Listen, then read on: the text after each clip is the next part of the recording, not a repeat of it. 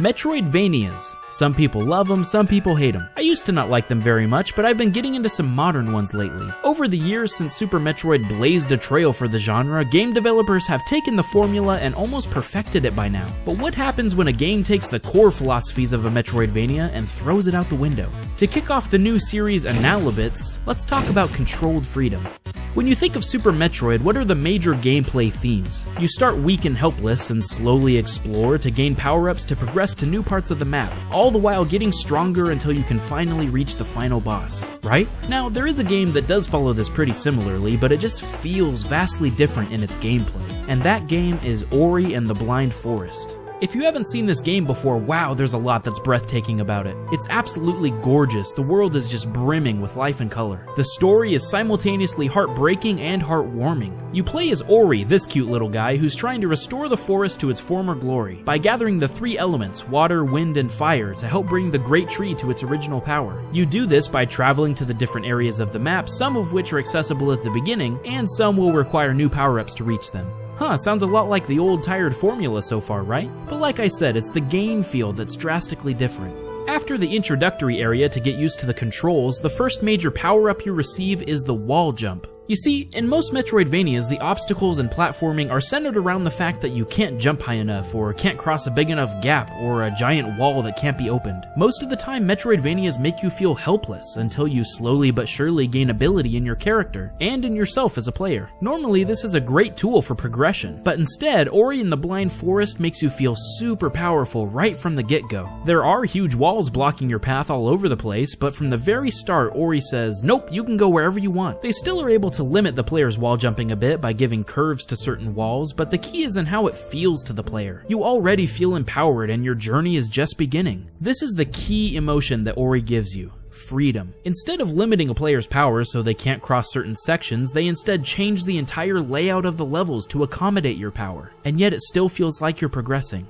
Even just by Ori's design, you can tell he's meant to be nimble and quick. Ori is very small, and it took me a while to realize exactly how small, but if you look at the mushrooms and other things in the world relative to Ori, we're talking like a couple centimeters high at best. I thought this owl was just gigantic, but really it's more that Ori is absolutely tiny. However, Ori is very fast and floaty. He controls easily and never lets the player feel restricted, even before the first power-up. Another way the player feels free is the way this game incorporates save points. Instead of the game saving automatically every once in a while, you have the ability to set your own save points wherever you'd like. This uses limited energy, but you need to make sure you're saving often, otherwise you might be sent back a long ways if you forget. You see, the game doesn't hold your hand and say, oh, you died, I'm sorry, here, try again. Instead, it says, hey, you're a big boy. You can go wherever you want. You need to be in charge of your own saves, buddy. It's kind of like when you reached high school and the teacher was like, I'm not going to remind you about your missing assignments anymore. You need to be responsible and do it on your own. It all adds to the theming of freedom. You're powerful, but with great power comes great responsibility. Okay, you get the idea. Certain sections of the game aren't even blocked off to you. It's just a much harder area with difficult enemies. I had to realize on my own I wasn't supposed to go here yet, but the game gave me that choice in the first place. That freedom to choose. It's like the enemies are saying, feel free to come over here, dude, just know I'm gonna break your face. Again, you're given freedom,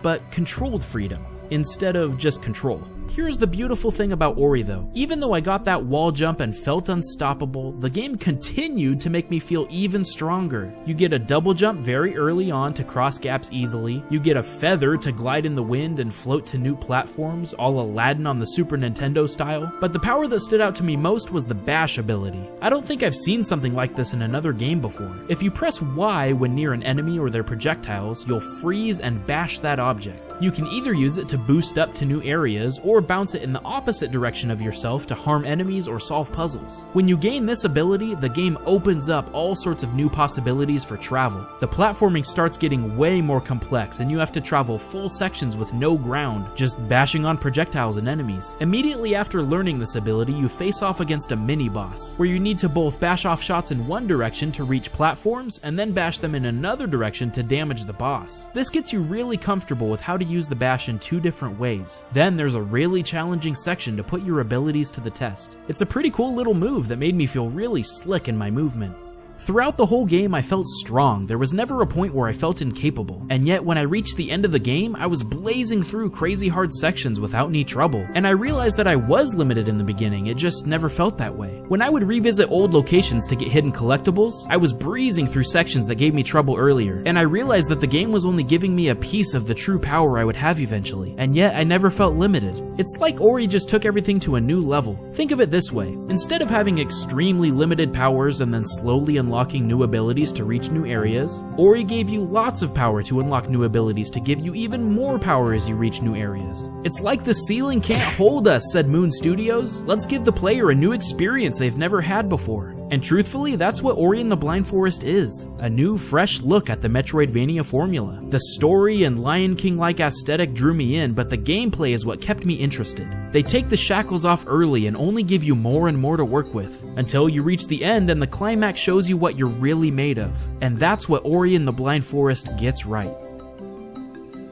Hey, I'm Snowman, and I hope you enjoyed the first episode of Analybits, a spin-off series of good game design where we still analyze cool things that games do, even if it's not necessarily game design specifically. If you did enjoy, feel free to share this with a friend, give a like, you know, all that good stuff. Give me your comments, I love it so much. You can also check out these other sweet videos by me. Some are serious, some not so serious. Either way, you know, we're gonna have a good time. I'll see you guys around. Later.